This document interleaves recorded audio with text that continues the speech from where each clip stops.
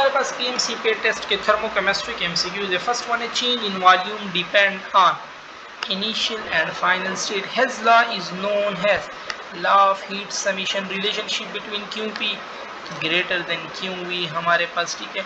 Formation of SO3 from SO2 is dash reaction. ये हमारे पास एक एक्सोथर्मिक रिएक्शन की एग्जांपल में आता है।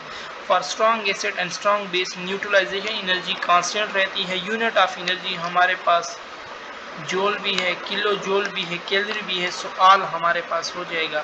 And availability of method to find out heat of reaction accurately make thermochemistry a limited field of study. Which one of the following is not an example of state function? तो heat क्योंकि वो path function में आता है।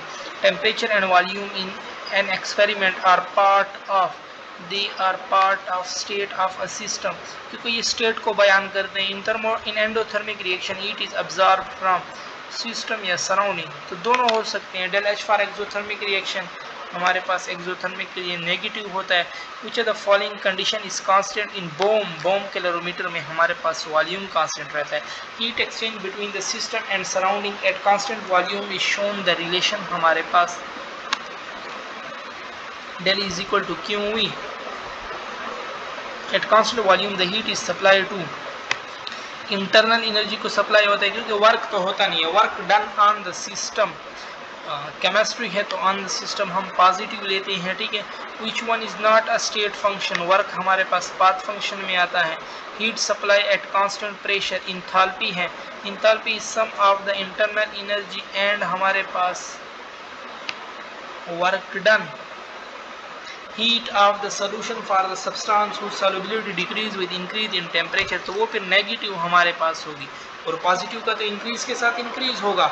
Enthalpy change of solution of sodium carbonate is a dash reaction हमारे पास, it's exothermic. And enthalpy cycle used to calculate the latest energy, ये Born Haber cycle से हम कैलकुलेट करते हैं, ठीक है। Energy for an endothermic reaction is given a positive value हमारे पास, which is correct for first law of thermodynamic del E Q plus W के बराबर है। Energy of product is greater, ये हमारे पास एंडोथर्मिक रिएक्शन में होता है, ठीक है।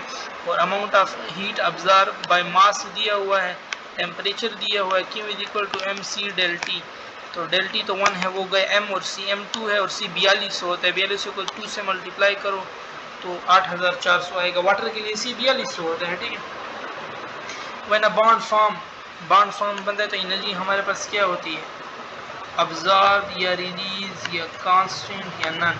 व्हेन अ बॉन्ड फॉर्म बनेगा, स्टेबिलिटी की तरफ जाएगा तो energy release. Which one is the state function?